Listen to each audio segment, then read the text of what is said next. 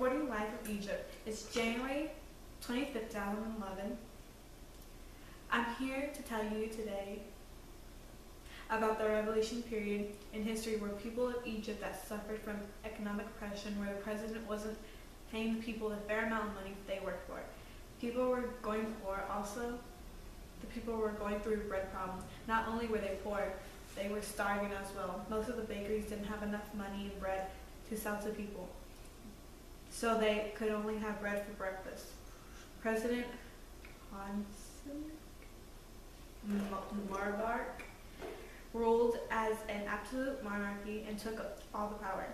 The people of Egypt did not like how the president was ruling, so they started to rebel against him. Later he stepped down from being the president, and the people of Egypt celebrated.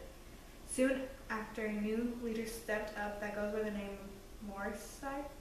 The people were so happy that the oppression was over, but little did they know the president Morsi was just the start of a whole lot more oppression. Let's buy bakery in Egypt. Not to interview the owners of the Tasber bakeries who had a lack of ingredients to make bread, therefore putting Egypt in a bread problem. The owners of the bakery were trying to find a solution of this bread crisis. Hello, you are the owners of bakeries. Could you tell us what happened during the bread problem? Greetings and salutations.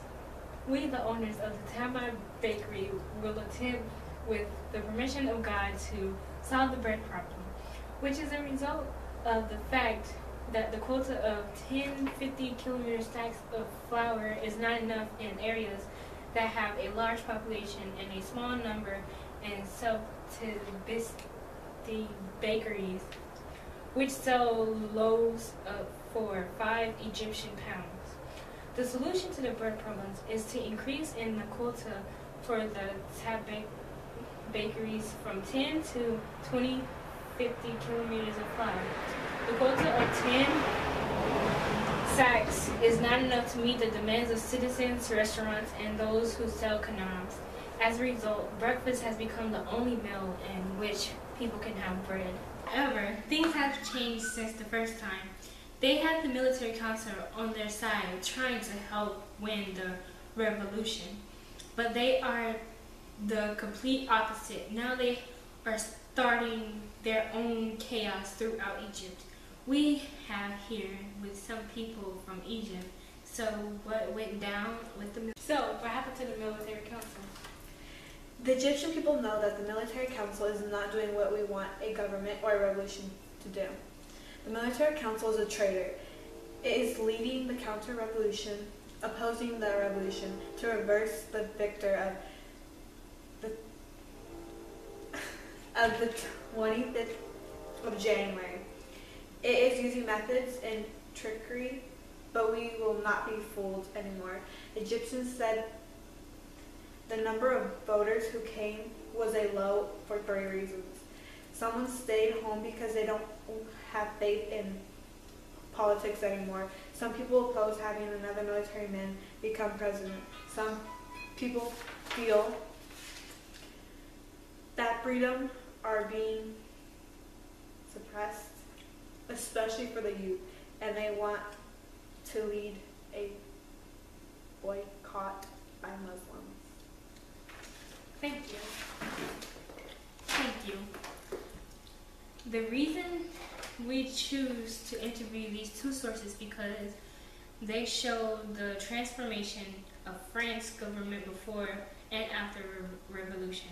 For example, in the first interview, they just had major problems like the bread issue and some other oppression, but things like this could be easily fixed with the right ruling.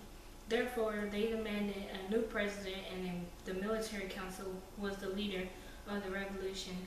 The people thought that we would have a good outcome with the military council helping them, but in the second interview, after the revolution, they were going in the right paths, but the military council started opposing the revolution, spreading fear throughout Egypt. The people didn't know where to turn because the military council that was helping them win the revolution is now trying to reverse it. To conclude, we have a student from Everest High School who wants to leave a short message to the revolutionaries. Dear revolutionaries, my advice to you is to have the president give people freedom. In order to do this, the president can give them more opportunities to the people, like opportunities to vote on laws and new presidents, and have the same rights as everyone else.